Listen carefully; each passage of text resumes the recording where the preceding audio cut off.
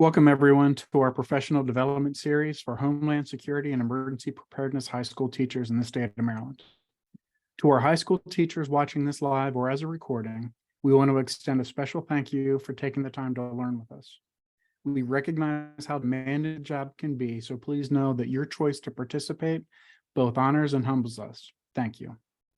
We at the Mid-Atlantic Center for Emergency Management and Public Safety are excited to bring you education experts from across the field to focus on strategies to best serve the state's economically disadvantaged students.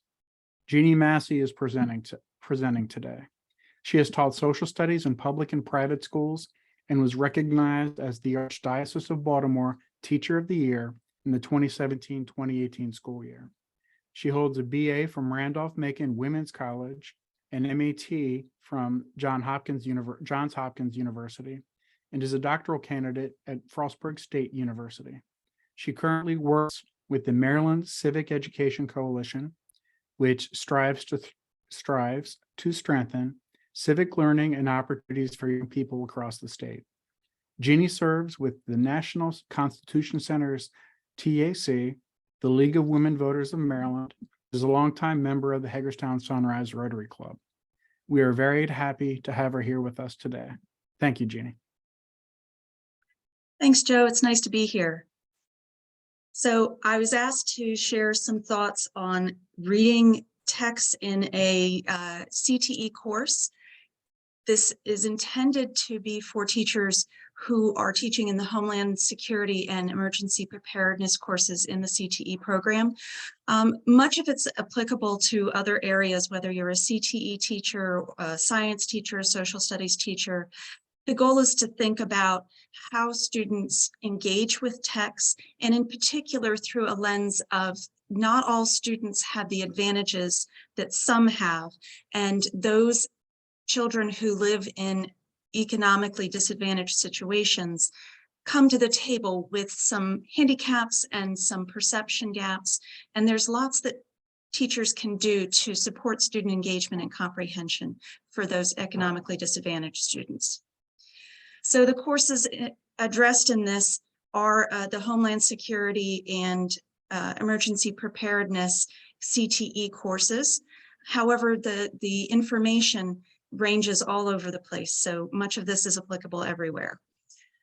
So to talk just a little bit about reading itself, reading is a process, and in fact, it's multiple processes. There's the physiological process of our eyes perceiving strokes of some kind on a paper or a screen, our brain trying to connect those strokes into letters, letters into words, and words into sentences. And that's a process that takes different areas of the brain kind of working in an orchestrated movement. The language, cognition, psychological, social processes are in fact a collaboration of cultural processes where language is unique to a certain community. Our thought processes are individual to ourselves, and our psychology, our relationship with reading, with the material, with the classroom, with whatever's going on outside of the classroom is important to the reading process. And the social cues, the social values that we bring to the table when we need to read are important as well. And in the end, reading is an iterative process. By iterative, I mean that when we read something, we may engage with it in one way. When we read it again, we may engage with it in another way. But all of this is an ongoing process that reading impacts our personality, our lives, and our social constructs. And then we take that reading and impact them as well. So some of the challenges that you may find in a high school course, especially one that is text heavy like the HSEP courses, is that nonfiction and expository texts are not easy for students to wrap their heads and hearts around. They often have content-specific vocabulary. These text-heavy documents don't often have some of the text features and pictures. When they do have visual displays of data, it takes skill to unpack what that data means. And they often include unfamiliar text structures, so that students who are used to a middle school textbook might come into a 9th or 10th grade CTE course or an 11th grade CTE course and not be familiar with the way the text structure works. Not to mention that they're entering a world that's very different from the narrative stories and middle school lessons that they had. And they may not be familiar with the complex systems and backstories of agencies in the government, of community structures. Many students that I've had over the years come into 9th or 10th or 11th grade not really understanding that contractors build private homes. I often have kids say, well, the government builds homes, they just need to build more. Students also frequently have little prior knowledge when it comes to the coursework involved. They also, if they're economically disadvantaged, come from some situations that offer additional challenges. If their parents have limited educational attainment, their parents may not have the vocabulary or the skills to support their learning at home. They may even have a limited value for the school setting. That's not always the case, but when it is, it can make it more difficult for the student to be successful. Additionally, financial stress generally impacts mental and physical health in a negative way. So you may have students with food insecurity. You may have students who are just simply depressed or anxious because of the situation at home when parents have lost a job or live perpetually paycheck to paycheck and live under debt. Communities who undervalue education often create an atmosphere where students have a negative perception of what teachers and learning has to offer. These may result in students that lack curiosity because they don't see themselves in scholarly places. Their neighborhoods may also promote antisocial behaviors or even crime. And for some young people, those possibilities in the neighborhood seem more relevant than what a teacher is trying to connect them with in the classroom. Within the school setting, economically disadvantaged students also face challenges when teachers have limited perceptions of what they can achieve. And if teachers fail to set a high bar, students often won't jump to try to reach it. In addition, teachers often come from middle upper class backgrounds. They have high educational attainment. Often they've had a successful experience in school, and that's what has led them into the classroom. That can create a situation where the teacher is living in a very different culture, universe from the students. And if it's not immediately obvious what a child's problem is, teachers can, by mistake, have a lack of empathy for the challenges the students are facing. In addition, large school models create atmospheres of authoritarianism, and this creates a sense in a student that they lack power or agency.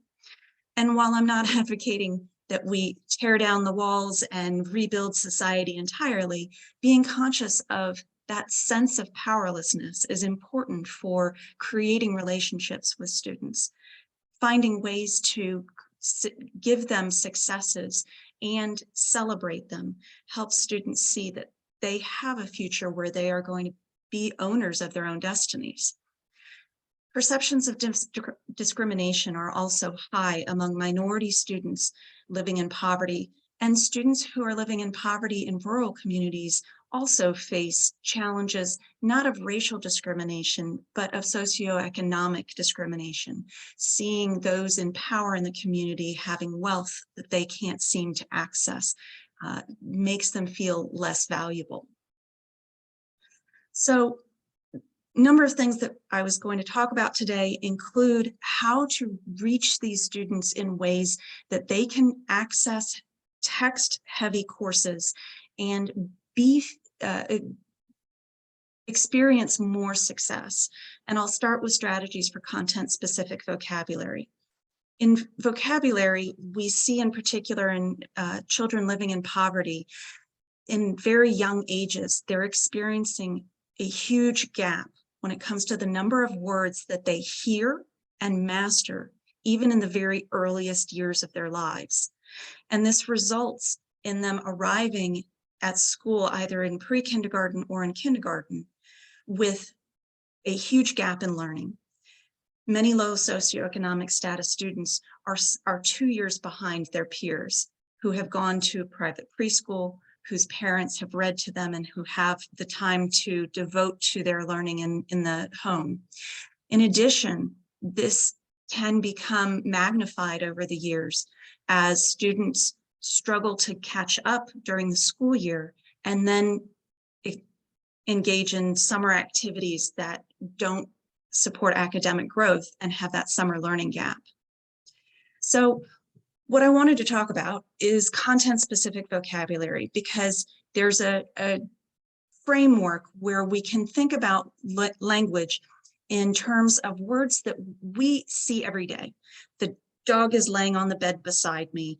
I have books stacked here. Everybody has a sense of what it means to run or to hand somebody a pencil in class.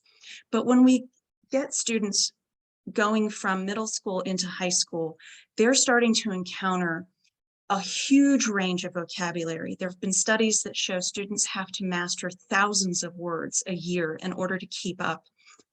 There are high frequency, high utility academic words like arrangement or characteristic or compute that happen to fall within different curricular areas.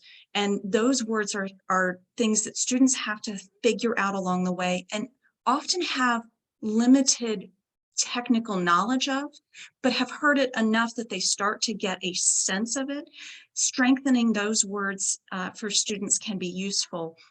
Taking ownership of something is a little bit different from the onus is on the teacher to do something. And those are the sorts of nuance that a teacher can help students with. But really what I want to talk about is low frequency context-specific vocabulary.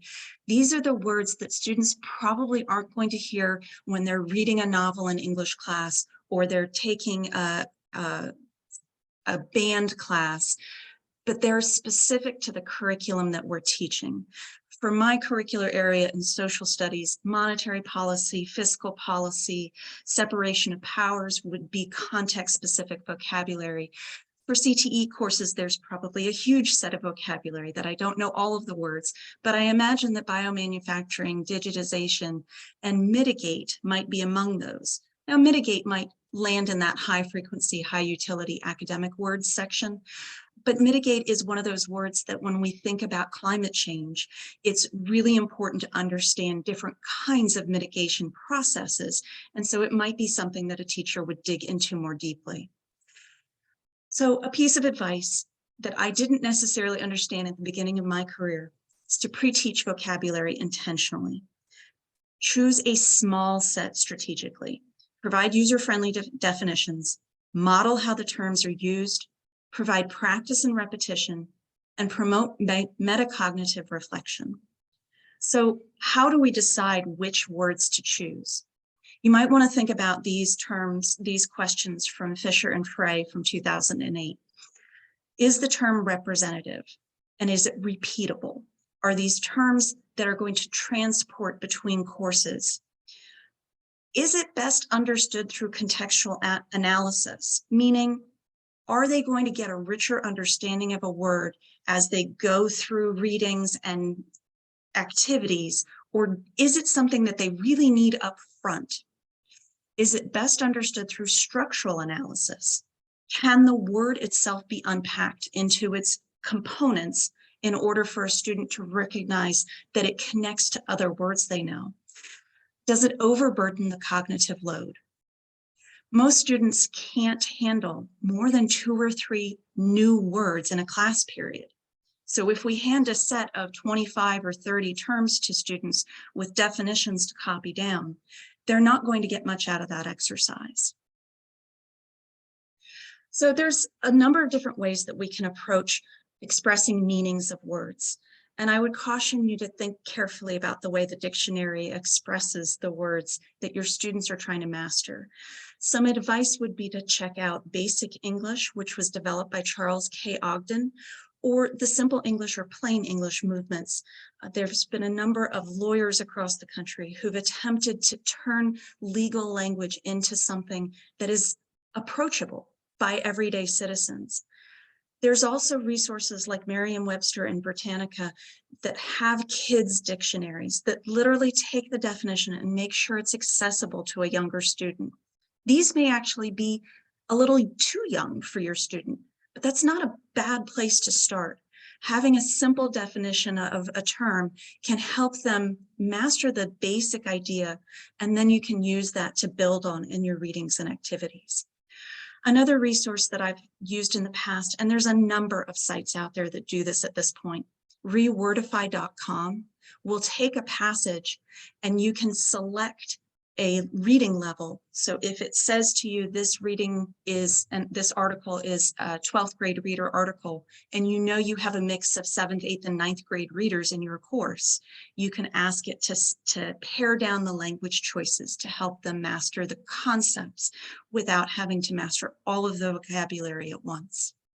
Jeannie, may I interrupt for a second? Sure. I would invite our teachers to reach out to your department chairs and your local administrations for professional development on the language generative tools that you can use to also simplify the language in a passage. Absolutely. There's emerging tools all the time. We live in a rather crazy, scary, exciting time. So I wanted to offer this example of a definition.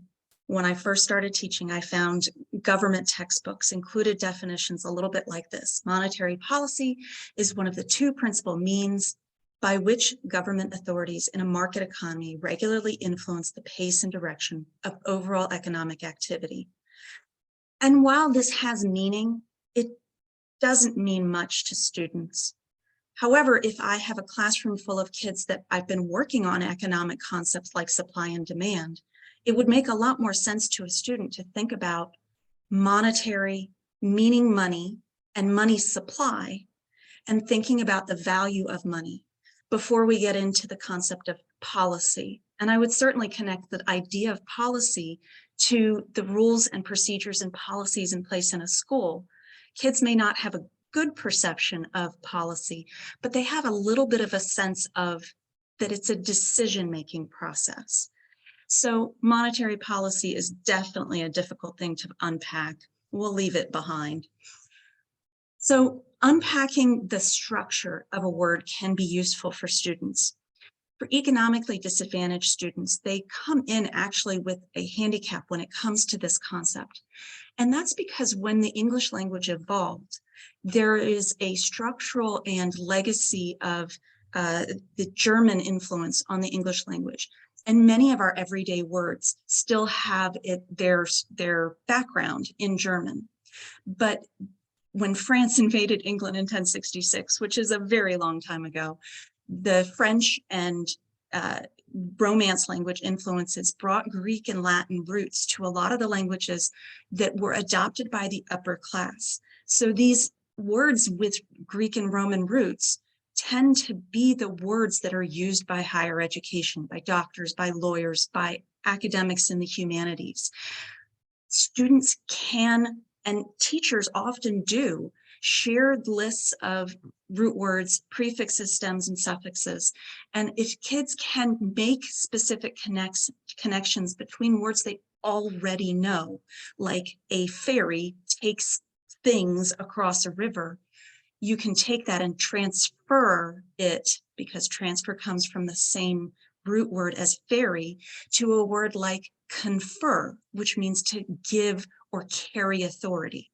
So this may not be something that you might do every day, but being conscious of helping kids make connections between words can help them strengthen their understanding of the words and remember them as well.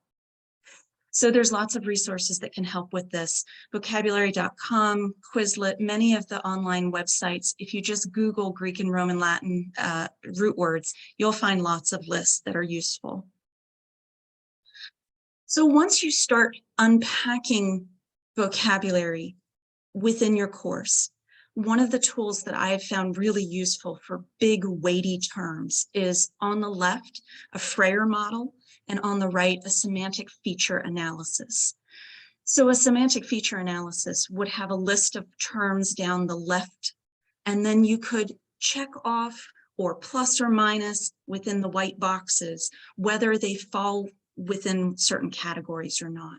So if you had a course about the administration of justice and you had the Fourth Amendment, you had due process, and perhaps you might have something about suffrage because it related to the case, I don't know, or procedural justice. On the right, you would have in those gray boxes categories that say, is this in the Constitution? Is this in local court? Is this in federal court? And then each box below, you would identify, does this term apply in those relationships? So the semantic feature analysis with the Freyer model has lots of possibilities with it. You can use it in math, you can use it in science. I've used it with big constitutional principles. I would encourage you not to read too much of the democracy one at the bottom, but it's good to see here that you can change some of the categories in the boxes. The classic is definition, characteristics, examples, and non-examples. But you could have quotes, you could have antonyms, you could have images, you could have some, again, other categories, other agencies that it relates to, or the agencies that you would find it in. Vocabulary is not something that we can master immediately. We do need to practice it. And some kids benefit from little tricks. Kids will like things like, please excuse my dear Aunt Sally, or Roy G. Biv, which are PEG mnemonics, to build memories. Some other ones are visual mnemonics. And in fact, there are so many different mnemonic devices. This graphic that I found just out in the wild on the internet allows you to see that there are many different ways of helping you build memory by interacting with information, mind maps, chunking information, acronyms, music mnemonics. There's lots of little songs that help us remember things.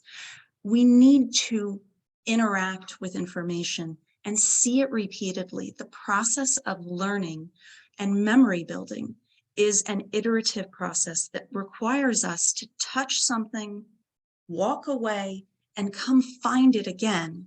And as we do that over and over again, we build ruts in the trail, just like a wagon does. And those ruts are what allow us to get back to the piece of information that's in the file cabinet, but we've forgotten how to get to it sometimes. So let's move on to text-heavy documents. Suggestions for documents that are really dense. Reformat it. Don't use Times New Roman, especially if students are reading on screens. Times New Roman or the serif fonts that have the little edges are a little bit more laborious for our brain to unpack, and they increase our fatigue.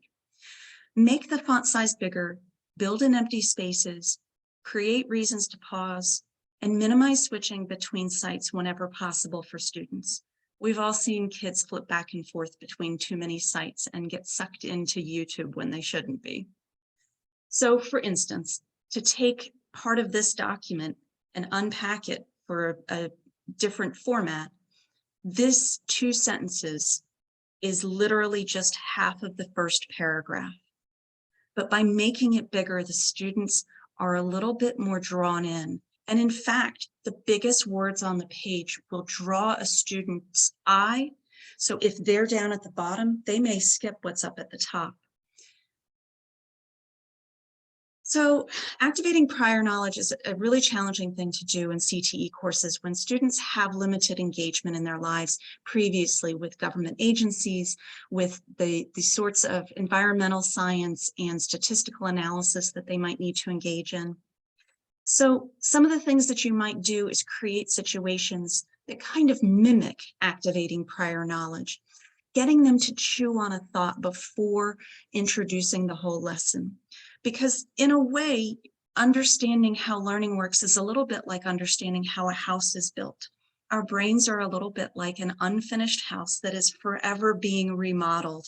Sounds unpleasant, I know, but if you create some opportunities at the beginning of a lesson for a student to forecast or predict an answer, then they have a question. Did I get it right? and they want to be right. So try to make the forecasting possibility something that they could answer. You could also start with an opening query that gets them into a space where they have a value judgment to make, a possibility of how would you handle a situation.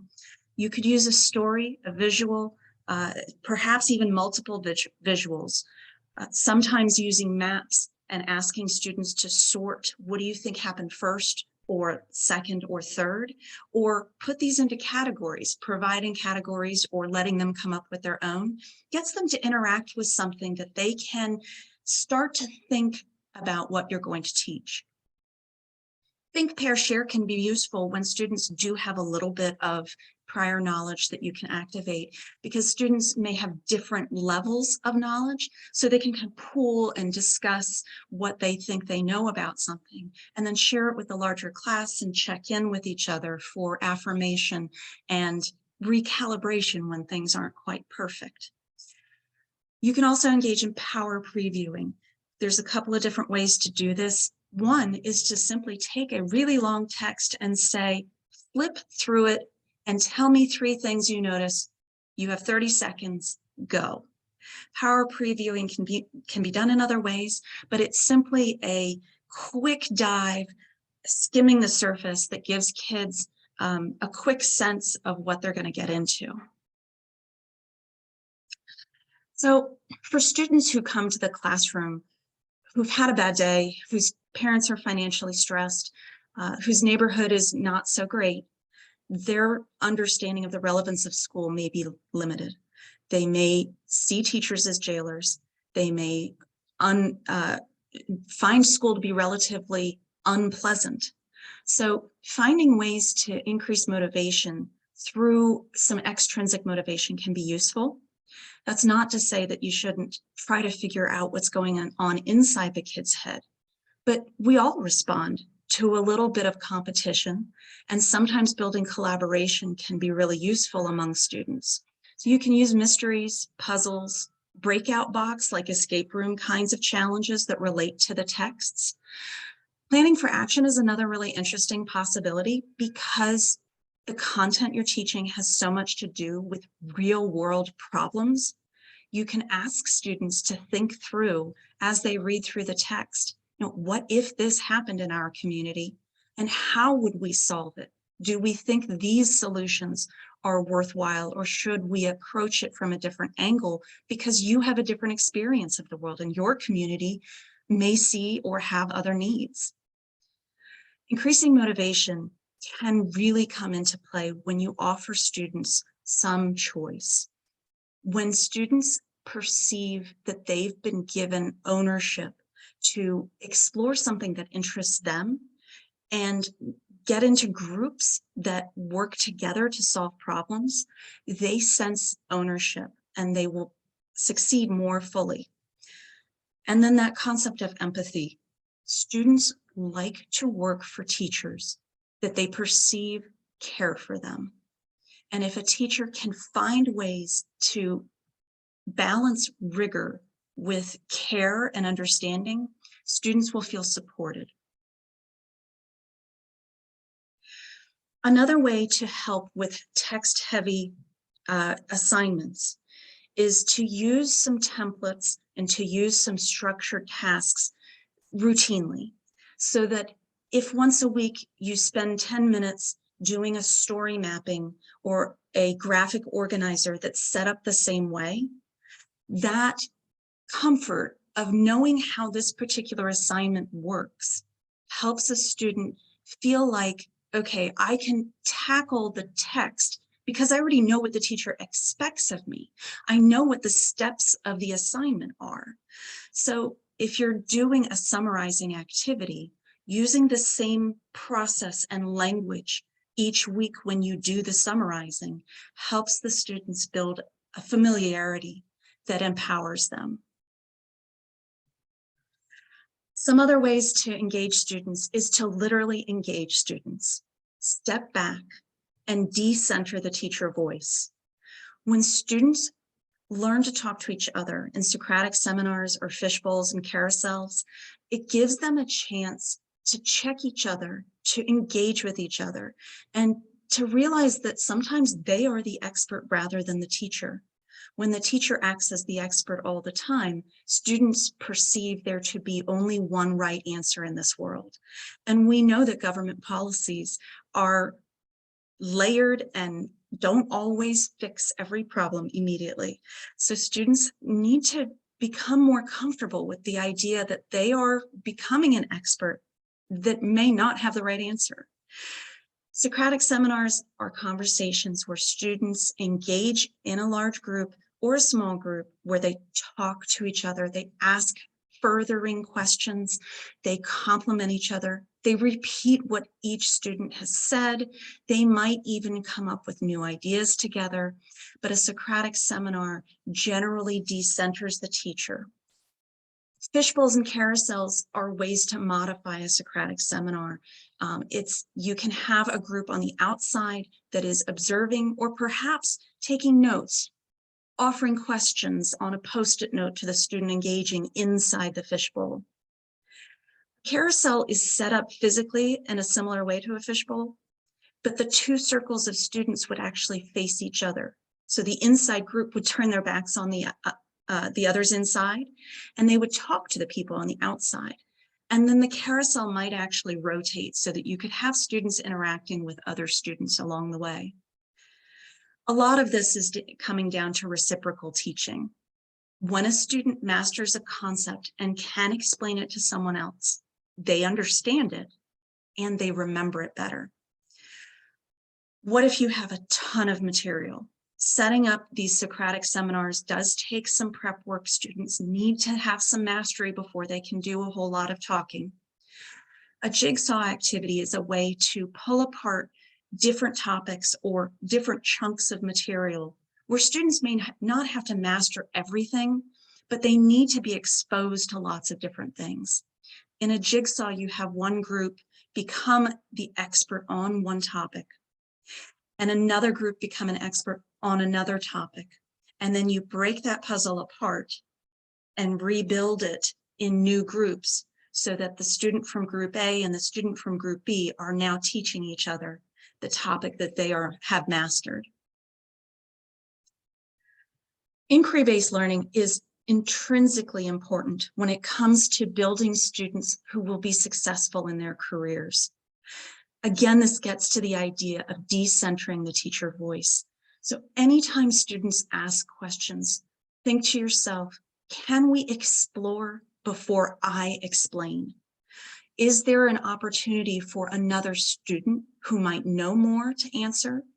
Of course, you have to think about balance of power among the students and not have one student always be the answering student, but exploring through spending a little time actually researching with textbooks or websites gives you opportunities for students to engage with tables of contents and indexes. And think about lateral reading on a website. Is this website saying the same sorts of things that others are? And is there a bias behind it that I need to take into account? Inquiry-based learning can include a bunch of different micro assignments or massive assignments that essentially get into these ideas of hypothesis-based research, developing a solution, perhaps designing a game, engaging with case studies. Inquiry-based learning often has an open-ended answer to it. And it gets into this idea of inquiry. So this is from the IBL Institute, and they use the word inquiry as an acronym, a mnemonic device, which says investigate your surroundings, narrow your focus, ask comparative questions, uncover your prediction, initiate an action plan, research and data collection, and examine results and communicate findings. This is definitely at the heart of what most workers in America do today, assuming that they have a job where they get to make decisions. Ginny, I have a question for you. Sure. For the teachers that really need to make sure that they stay tight to the curriculum, where would you suggest having them put the limitations on to make sure they stay within the objectives of the curriculum? I would say that one of the areas to think about inquiry or project-based learning is the concept that there's a wealth of information out there. Mhm. And if students are mastering the basic concepts, they then can take that into further research to gain an expertise and then share that back with other students, either through a jigsaw model or by creating mini lessons for their fellow students, creating a museum where they engage with other students and share their exhibits about the technicalities within a larger government agency or solutions to climate change. The science of government is ongoing. And so even if the textbook has a lot of information, there are other ideas out there that students can explore when it comes to cybersecurity, election security, bioweapons, and infectious disease. So while not veering away from the curriculum, inquiry-based learning is a way of enriching what students know while giving them power as well. Gotcha. Thank you. So I'm not a math teacher, but strategies for visual displays of data are really important, not just in the workforce, but for citizenship skills as well. Visual displays of data can include bar chart, line graphs, pictographs, bubble charts, all sorts of things that we use. And we use these because words are heavy. And that's honestly what we're here for today, right? Text-heavy courses are difficult for students to survive. And then we throw a pretty picture at them and expect them to understand it. We need to get a little bit more intentional about helping them understand. And one way to begin this approach would be to start with some samples of early visual representations of data. And there's plenty of current ones as well that you could do this with. Understanding life or death consequences by painting a picture can change policy, can change practice. The picture on the left is from the Crimean War.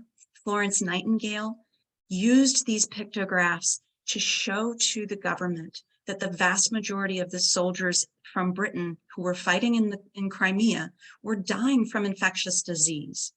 And by changing practices, they could improve the health outcomes of their soldiers, because only a tiny proportion of them were dying in battle or due to wounds that festered and worsened. On the right is the classic example of where people were getting sick in the 1850s in London.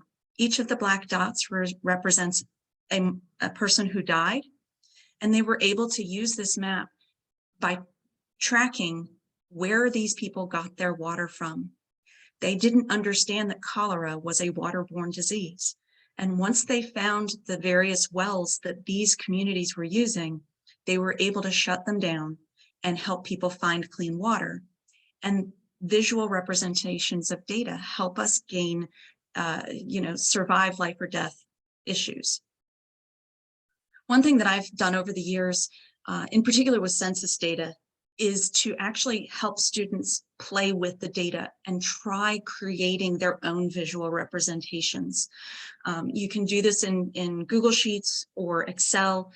Any spreadsheet program will allow you to do it. And in fact, there's some online tools that help you as well.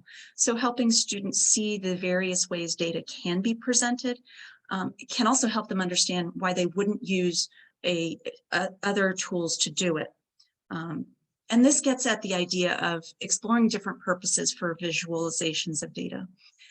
Data that has big data sets, using named or numbered values, nominal or ordinal, can be easier for somebody to see at a glance.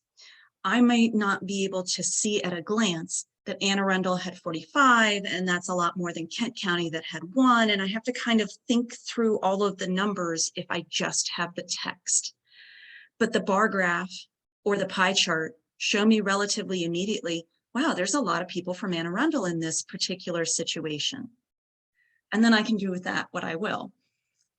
Other purposes for visualization of data is comparing 2 or more different variables or statistics, understanding part to whole relationships, visualizing change over time versus one moment in time, and showing progress toward a milestone or a goal. And some of this may not be terribly relevant to students living in a economically disadvantaged situation. So helping them see how these visual representations of data connect to their everyday lives. Perhaps the number of motor vehicle fatalities or injuries in a different community, perhaps showing them some of the census data and voter registration data, helping them see literally their own neighborhoods when it comes to outcomes and educational attainment. There's a lot of data out there that can be connected to teaching visualization of data. So getting back into the heart of text, when we think about a CTE course, there's going to be things that they have not seen before. In particular, you might want to use a white paper or a government report. You might have hydrological maps or scatter plot graphs. You might use peer-reviewed articles or databases, journalism. Students who read middle school or ninth grade aimed textbooks are reading a text that is crafted very carefully by publishers in a way that makes it easy for students to read. They're colorful, they're laid out in a particular way that is a pattern that can be taught.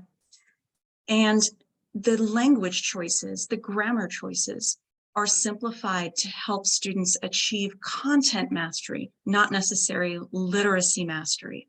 So when you bring to the table new sorts of text structures, showing them deliberately what the text structure is doing is helpful to students. And you're going to have some tools along the way. One thing to think about is being purposeful. Ask the students to think through, why does the text exist and whose perspective does it show? Is it influenced by the historical situation? Quite likely it is. And how does the intended audience interact with the text? Does it connect with other text structures? Is a social media post going to connect well with a white paper or a peer-reviewed journal? Likely not in its format. So then the question is, why do the two texts exist? And what are they trying to achieve? Who are they trying to inform or provoke to action? Making use of text features is important. All of the students have access to dictionaries. All of the students have access to books with a table of contents. All of the students have access to textbooks with pictures and captions. My experience is a lot of kids don't make use of those things, even when we teach them deliberately. So we have to keep trying. We have to remind students to go look in the index and find where they can find things. Pictures are far more meaningful with captions when the captions are written well. So reading the labeled diagrams is important for students. Nonfiction text structures also have some rather predictable structures that we can leverage as patterns. Description, sequence, comparing and contrasting, cause and effect, problem and solution are all ways that nonfiction expository text will organize information. And the cool thing is that that lends itself well to templates that we can use over and over again that helps our students, because those graphic organizers are the part of the equation that the students get comfortable with, right? They know how to do a Venn diagram. They know how to do a sequenced list within the boxes because they saw one last week with a different text. So the cognitive load can focus on the actual text information rather than what is the task the teacher is asking me to do. Giving students these successes, these easy ways to be successful, is an important way to reach students who don't see themselves as academically inclined. Some of them may. Some of the students may be really excited about the topic and love reading everything they can about hydrological projects in, developing countries. The reality is we're going to have some students who would rather be playing sports, would rather be playing video games, would rather be eating lunch or taking a nap. And so finding ways to give them a comfort zone where they see some predictability and they can do a task and get compliments for it, get those A's for it, get those 100% for it. Not that that's the end all be all, it doesn't define them, but it gives them a sense that they can achieve within this little universe called your classroom. Those organizers, Jenny, would you recommend having the students engage with the organizer before or after they read? It depends on the task that you're having them do. Sometimes I would choose to have a student read a longer text with some partners, highlighting terms to achieve a particular task before I would ask them to write anything down. Other times the task would involve using the Venn diagram or the fishbone cause and effect chart along the way.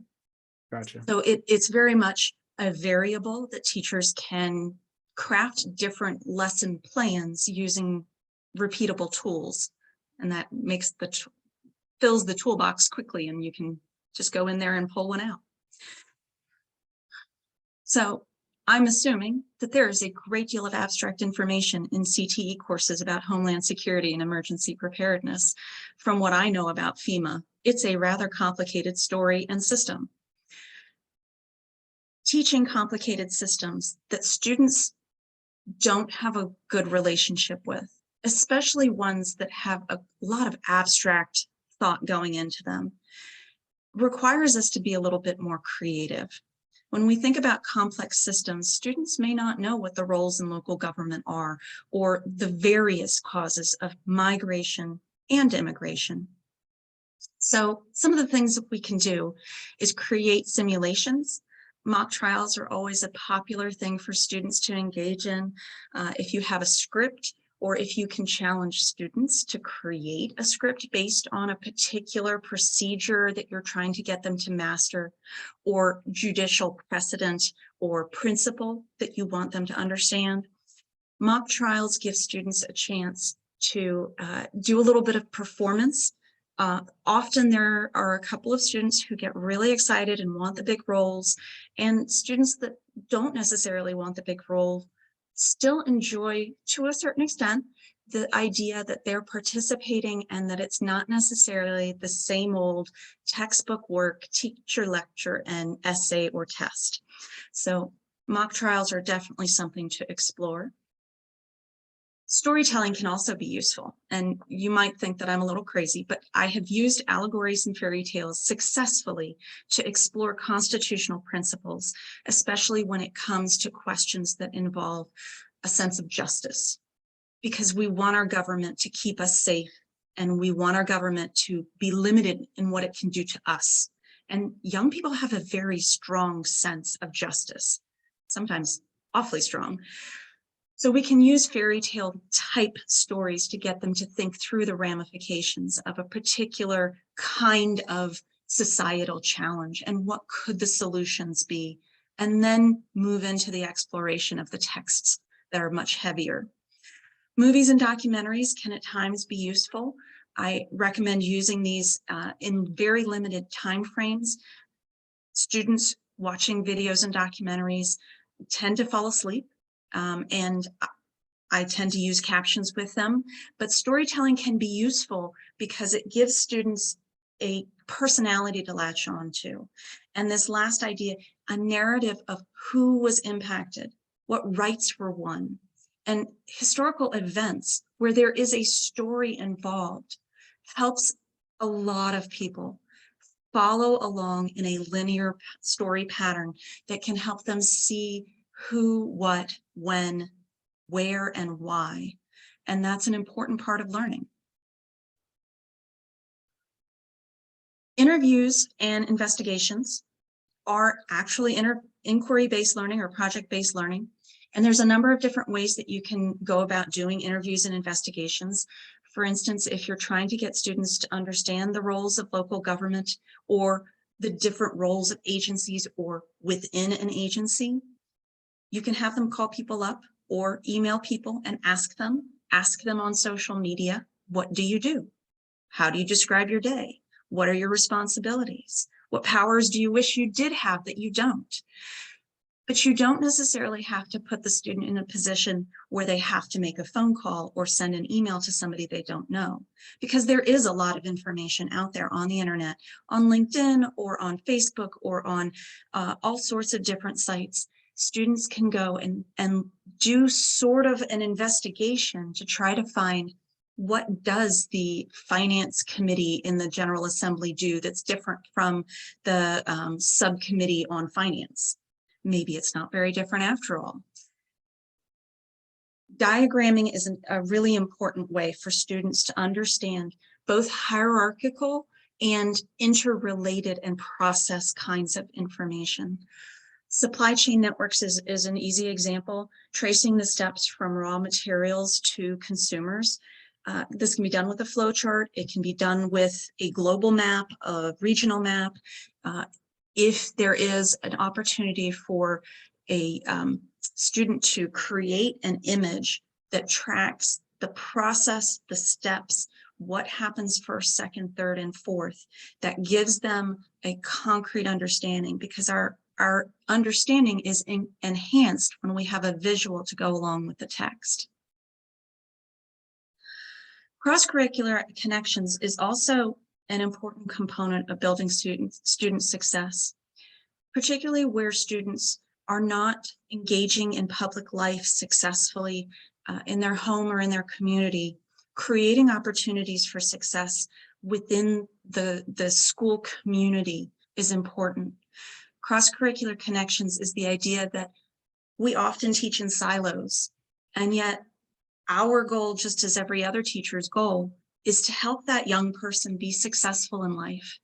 And if we collaborate even just a little bit, sometimes we find ways that our lessons, our content, or even just the vocabulary can overlap a little bit. CTE courses that are text heavy often relate to English and language composition skills. So you could go talk to English teachers around the school and find out what kinds of language they use.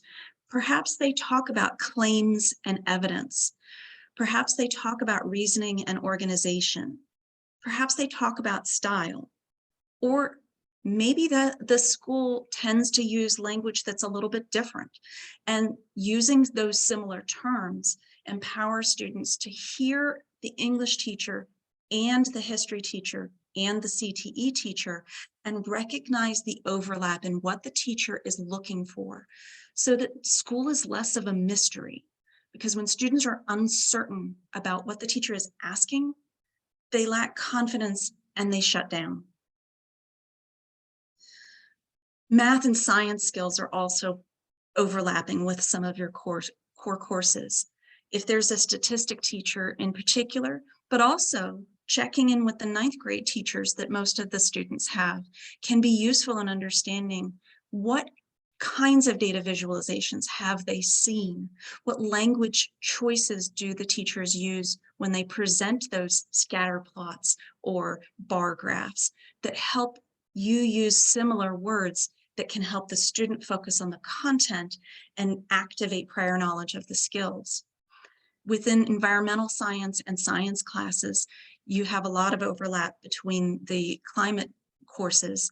And so scientific experiments and text analysis within the science class, understanding how a teacher chooses to present that, and sometimes finding out what kinds of topics the teacher has already taught can help you know content that students have been exposed to, so that you have a way to access prior knowledge that perhaps you didn't know that they had. Overlap for historical thinking skills can be strong when building understanding of how government agencies were created and have changed over time, understanding how various scientists and policy experts understand the evidence that they have available to them and make claims about them. So connecting with history teachers, social studies teachers can help you understand what students are doing with the information they're being exposed to in a history class and connect to the way you're teaching as well.